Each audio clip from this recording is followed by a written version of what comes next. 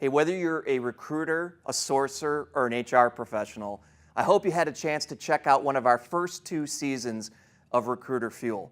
What I'm really excited about now is our 3rd season of Recruiter Fuel, which we're titling the Recruiting Rundown.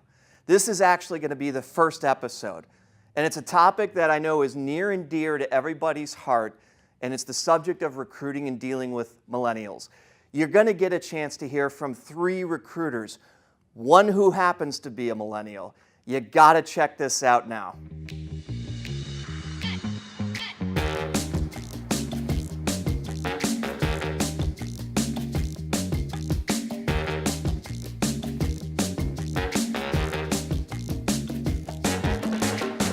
I've had the benefit of managing and recruiting millennials so far in my career. I think the 2 main things that drives millennials the most are money and company culture. Money and work-life balance. They want a job that understands that they have life outside of work. I think a lot of them are just driven by the work that they get to do and the potential for growth. There's always a small percentage of people, regardless of what generation they fall in, that are compensation motivated as their #1 driver, but I haven't found that with millennials. Work to live rather than live to work.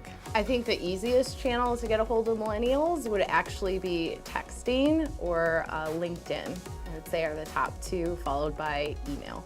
They're probably less accessible via just, core phone calls. Most of the time you'll receive voicemails, so usually I reach out via email or LinkedIn, using social media of some sort. Email, texting, even more. I think as we get further and further along over the next 2, 3, 4, 5 years, so recruiters are going to have to get better at learning how to text information to candidates as well. Mostly when I'm speaking with millennials, during their first interview in person with a company, a lot of times I'll get asked what dress they should wear, meaning if they should come in, they'll ask if they should be business casual or wear a suit, which my response is always you should wear a suit anytime you interview in person for the first time with a company. I've not run into anything related to appearance. I think that regardless of level, one of the things you want to do is make sure that your candidate going into the interview is very readily aware of the dress code for the company that they're going to be interviewing for. Usually going into a position, if it is a strict appearance, no tattoos, no piercings, that's something that we will be upfront about. So those candidates that do have tattoos and piercings know either not to apply or that they would have to be covered for the position. And I always think that a candidate should be overdressed. So if the company they're interviewing with is business casual, they should at least be, professionally dressed. The millennial stereotype being a job hopper, I think that comes up a lot.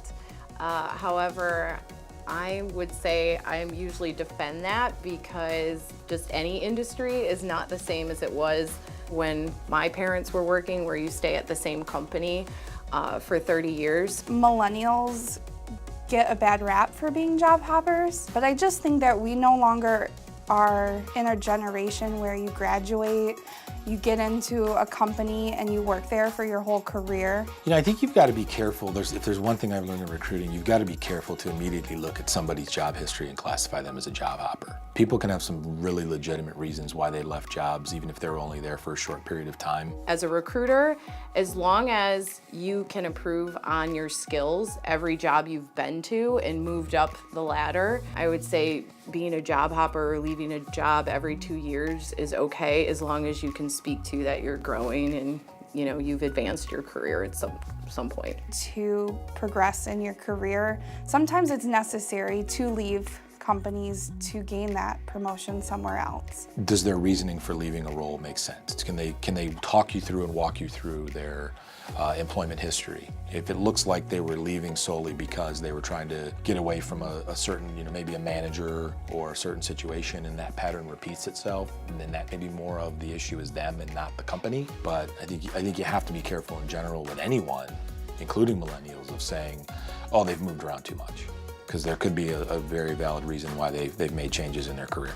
I approach every candidate the same. It's just really finding out what the person's motivators are. So it doesn't matter if they're a millennial or if they've been in the industry for 20 plus years, because everybody's gonna have different motivations as to why they're looking for a new position. So as long as you find that out, I feel like as long as you're polite and nice, people are genuinely the same in that aspect. I believe it depends on the position rather than the generation. Typically, I'll reach out to candidates the same way via email. I will see their response a little differently depending on generations. Depending on the role that I'm recruiting on, I try to approach everybody the same way. And I would hope that all recruiters do that. I think maybe the way that you reach out to them, as we mentioned, could be different. Your interactions with them might be slightly different, but I think that you have to approach all candidates. As a recruiter, you've got to approach all candidates with the same mindset. You don't want to go into any conversations or interviews with anyone with predispositions. Actually, in terms of feedback, I wouldn't say necessarily that you need to give feedback differently, but I find that millennials, when I've sent them on job interviews, if they didn't get the position, they wanted to know the why behind it, and a lot of times they'd want to know like what they could do better.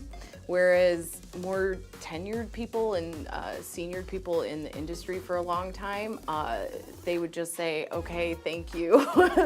That's usually the feedback I get. I think it is dependent on the person, but overall, I think millennials do take constructive criticism a little more to heart than other generations.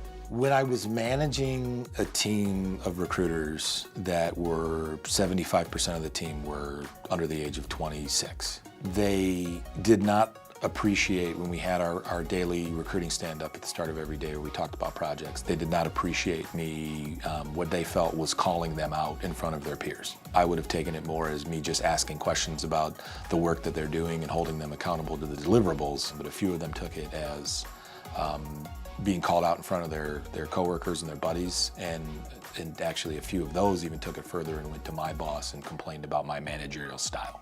I mean, I brought in donuts every Friday, so I thought I was a good boss.